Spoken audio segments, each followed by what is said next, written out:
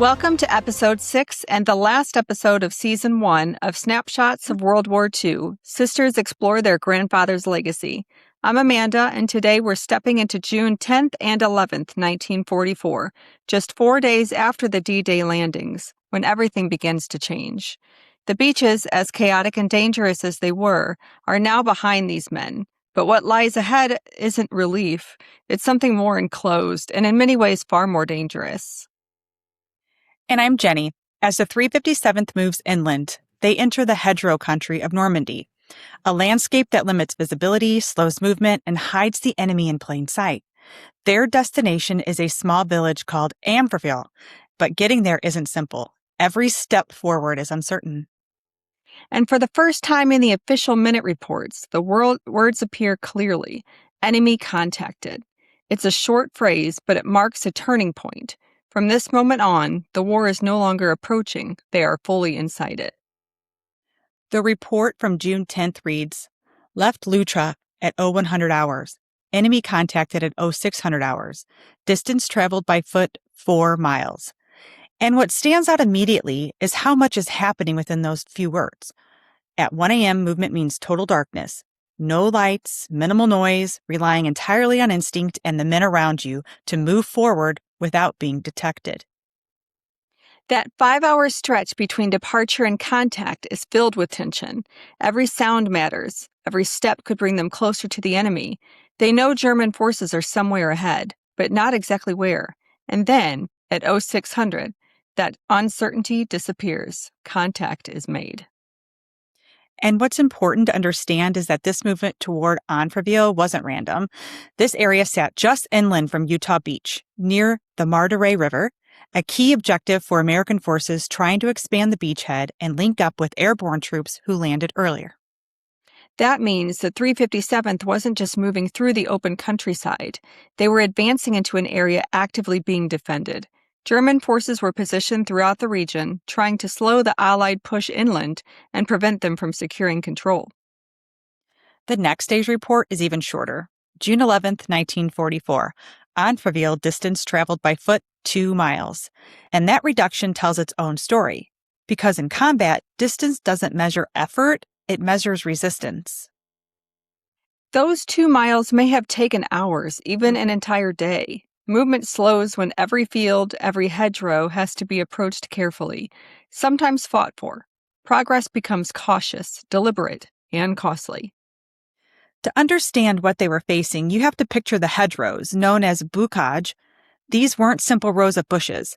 They were massive, century-old earthworks built up over generations with thick soil, stone, deep roots, forming walls that could rise higher than a man. The tops were overgrown with dense brush and trees, making it nearly impossible to see through them. You couldn't easily go around them, and climbing over meant exposing yourself, even if just for a few seconds. And in areas like Amfreville, these hedgerows weren't just obstacles. They became part of a defense system. German troops used them to their advantage, positioning machine guns, mortars, and snipers in hidden locations. They knew the terrain. They were dug in, and they were just waiting. Every field became its own battlefield, every hedgerow a potential ambush. For American troops, advancing meant stepping into the unknown again and again. And for medics, it meant something even more dangerous, because they had to cross those same barriers repeatedly, going out to reach the wounded and coming back carrying them. When the report says enemy contacted, what they're encountering were German defense forces spreading throughout the region, including infantry and paratroopers who had survived the initial D-Day bombardments and were now holding ground inland. Some of these were experienced troops, including elite German paratroopers, known for defending positions aggressively. Others were standard infantry units, but all of them shared one advantage. They were already in position, using the terrain to its fullest. The fighting around Amfreville and nearby areas became part of a larger struggle involving American infantry units and airborne divisions trying to link together and secure this region. This wasn't a clean battlefield with clear lines. It was fragmented, confusing, fighting that happened field by field, hedgerow by hedgerow. And for the medics, this marked a complete shift. They were no longer working behind the lines, they were inside of them. They were treating wounds as they happened, under fire, under pressure, with limited supplies. Gunshot wounds, shrapnel injuries, blast trauma, all happening around them. And they had to make decisions quickly. Who needed help first? Who could wait? And sometimes who they couldn't reach at all. To understand the full picture, we also have to look at the 90th Infantry Division during these early days, and like many in that position, they faced immediate challenges. Inexperience among officers, difficult terrain, and the chaos of combat led to disorganization. Units became separated, communication broke down, plans didn't always translate once the fighting began. General Omar Bradley later criticized the division's early performance, which led to leadership changes happening in real time, while the division was still engaged in combat. But this wasn't a story of failure. It was a division being shaped under pressure. They were learning quickly, adapting, and beginning the process of becoming a more effective fighting force. But for the medics, none of that changed what was in front of them. The wounded were still there, the need was immediate, and their responsibility never paused. There's a moment here where this stops becoming something we're studying and has started to become something we're really trying to feel our way into. Because when we read these words, enemy contacted, we know that's the moment everything changed for him, not just as a soldier, but as a person. This is the part where we find ourselves asking questions we'll never fully have answers to. What was our grandpa thinking in these moments? Was he afraid? Did he hesitate, even for a second? Or did training take over? Did instinct just push him forward before he even had time to think about it? And I keep coming back to this idea that somewhere in those hedgerows, in the confusion and noise and fear, our grandfather was just a young man being asked to do something almost impossible. Not to fight back, not to defend himself, but to move toward the danger, again and again for someone else. And when we picture that, really picture it, it changes how we see him, because we didn't know this version of him. We knew the man after, the quieter moments, the everyday life, not this. But this part of him, this moment, these days, this was where something in him was shaped.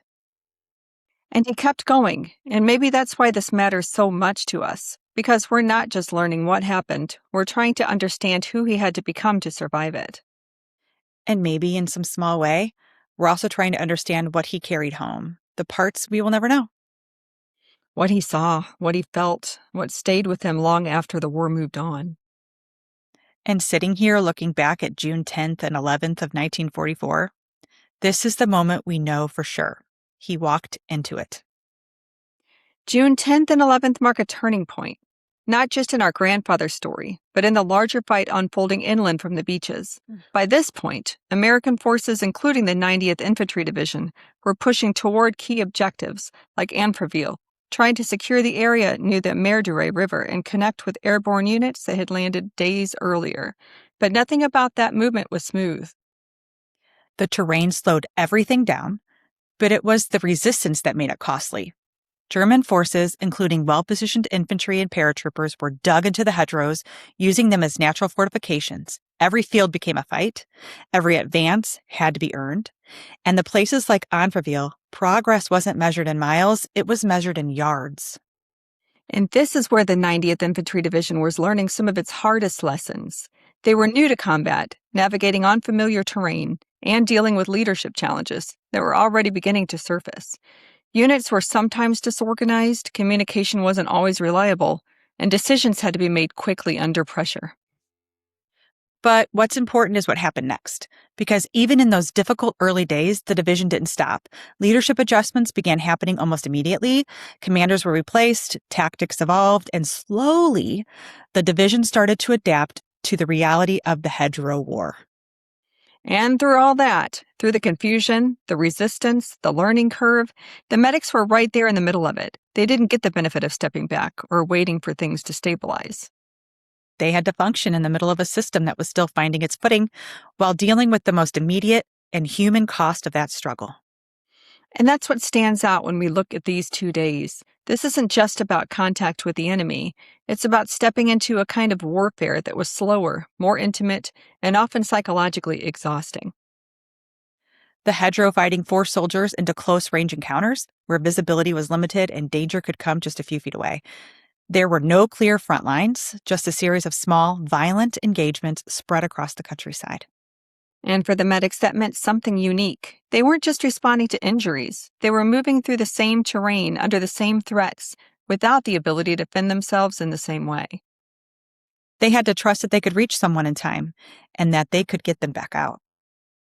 So when we look at June 10th and 11th, what we really see is the beginning of endurance, the moment where adrenaline gives way to something deeper: discipline, resilience, and responsibility. Because this wasn't a single battle that started and ended, this was the start of weeks of fighting like this, slow, dangerous, and relentless.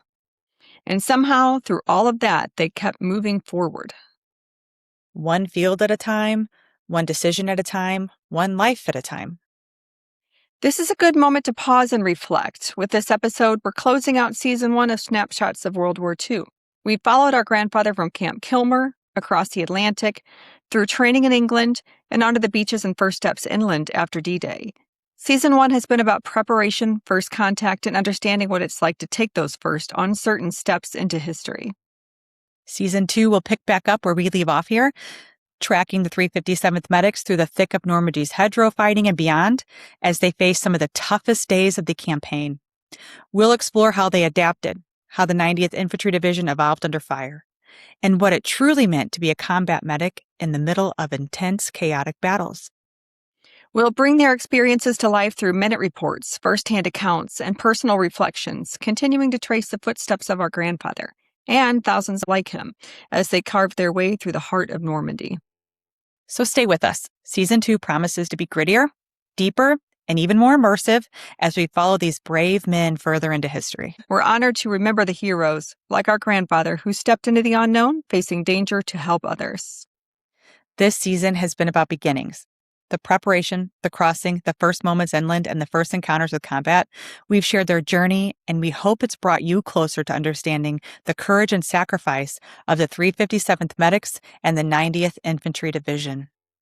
To continue the journey, stay connected with us at rootsofdiscovery.me. You'll find show notes, photos, ways to support the project, and links to follow us on social media at Roots of Discovery. And if this story moves you, we would be grateful if you left a 5-star review. It helps others discover the show, and it keeps these stories alive. And if this wasn't your cup of tea, no worries. You don't need to leave a review. Just stick with us and support this project in your own way. We'd also love to hear from you, your family's war stories, the tales of quiet heroes in your life. Share them with us. Every story adds to the legacy, just like our grandfathers did. So thank you, truly, for listening, for remembering, and for honoring our hero grandfather alongside us. We'll see you again, ready to continue Season 2 and step further into history. Until next time, stay curious and keep remembering. Bye. Bye.